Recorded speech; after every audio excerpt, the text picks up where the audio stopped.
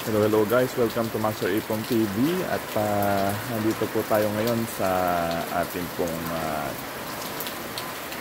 Master Ipong TV Residensya at minomonitor po natin ang kalagayan ng ating panahon sa bagyong si Ramil, no?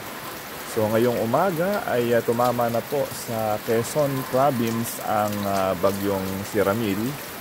At inaasahan po na tatahak po dito sa Nueva Ecija ngayong pong tanghali hanggang hapon ay dadaan at didiretso ng Pangasinan,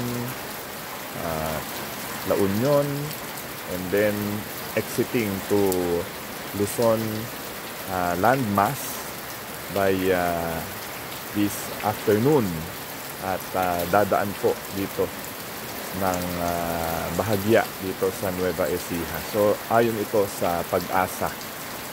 So minomonitor po natin. Signal number 2 na po tayo ngayon at kaya wala po tayong pasok sa ROTC ngayong araw ng linggo kasi tuwing linggo ay tayo nagtuturo sa Arroyo University ng ROTC. So ngayon po ay nandito lang po tayo sa ating tahanan at minomonitor po natin ang lagay ng panahon dahil nga tayo ngayon ay nasa signal number 2 sa buong lalawigan ng Nueva Ecija. So ito po ay ginagawa po natin to update our followers dito sa Master Ipong TV na keep safe po at manatili po tayo sa ating mga tahanan.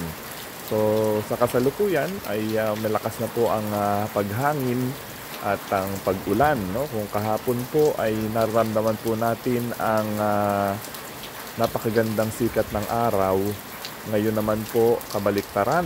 Ito pong nararanasan po natin sa kasalukuyan dahil talagang malakas po ang hangin at ang mga pag-ulan sa mga oras na ito. So katulad po ng aking sinabi, nandito po tayo sa Master Ipong TV Residensya at tayo po ay naramdaman na po natin kanina pa pong madaling araw ang pagpasok ng malalakas na hangin at ang pag-ulan dito sa ating pong lugar, dito sa ating area at papunta na po dito ang bagyong si Ramil sa mga oras na ito. So yan po ang mapapansin po natin, pabugso-bugso po ang hangin at ang malalakas na pag-ulan, no? Dahil nga tayo ay under signal number 2 na, no? Dati kanina pong 2 AM tayo po ay nagmo-monitor po tayo sa Pag-asa DOST ay southern and northern portion lamang po ng Nueva Ecija ang tatamaan. Pero sa ngayon ay buong Nueva Ecija na po ang under signal number 2. At yung pong dati kanina ay signal number 1 lang po ang ibang parte ng Nueva Ecija. Pero ngayon po ay buong Nueva Ecija na ang under signal number 2. So ito po ang kalagayan ng ating panahon dito po sa ating residensya. Napakalakas na po ng hangin at pag-ulan dito po sa ating pong lugar. So tingnan po natin. So ayan po, kitang-kita po ninyo ay malakas na po ang hangin at ang pag-ulan bunsod ng bagyong si Ramil. Ayan na po, no?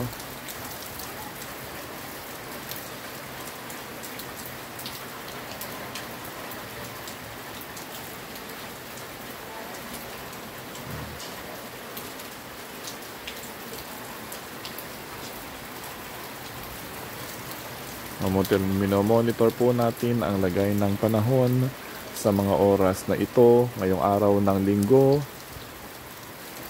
October 19, 2025.